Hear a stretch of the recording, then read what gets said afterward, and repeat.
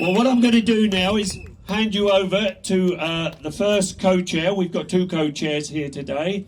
Shyanne Roeloffs, who's going to explain a few things, what's been happening from last time to now.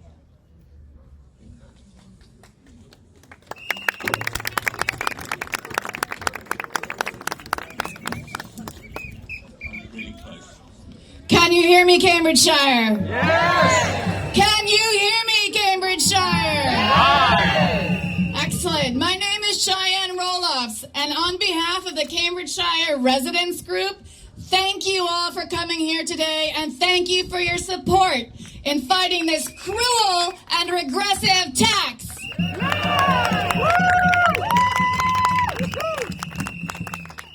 We are drivers. We are passengers. We are bus riders. We are cyclists. And we are pedestrians. But most importantly, we belong to a community of concerned neighbors who have come together to stop this unfair tax that will make life harder and more expensive for Cambridgeshire's residents. The thousands of us gathered here today from all walks of life is proof that we will not stand for this crazy scheme designed by the uninformed and the ignorant, which benefits the wealthy and those who are privileged enough to live centrally in Cambridge.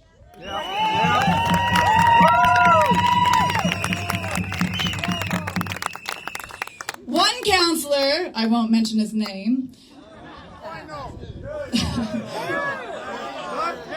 Vote them don't out! call me David Bajent, right? Yeah. He was quoted on Nextdoor as saying the aim was to make, quote, I'm quoting here, make driving in Cambridge so difficult that people will abandon the ownership of private vehicles in favor of active travel. End quote. Vote him out. Don't know. What about the elderly? What about the elderly? What about the poorest? What about the day-to-day workers? People living in villages around Cambridge?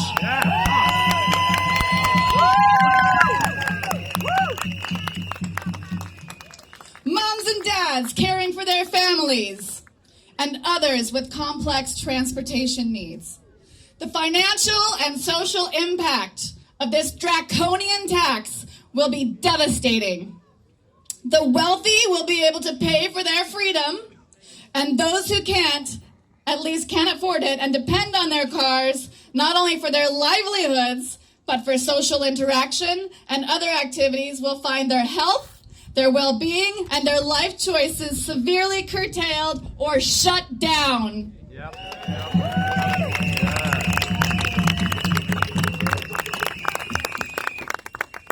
David Bailey, who is chairman of two charities, Cambridge Older People's Enterprise, also known as COPE, and the RAF Association Cambridge branch, has also something to say here, and I'd like to read his quote.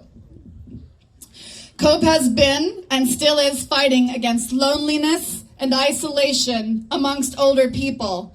Congestion charges will increase these problems. We are also providing in both COPE and the RAF branch the chance for members to socialize among varied groups of society. The poorer members of society will be even more at a disadvantage. David believes that the most disadvantaged members of society are the elderly, and the impact of the congestion charge will be far-reaching.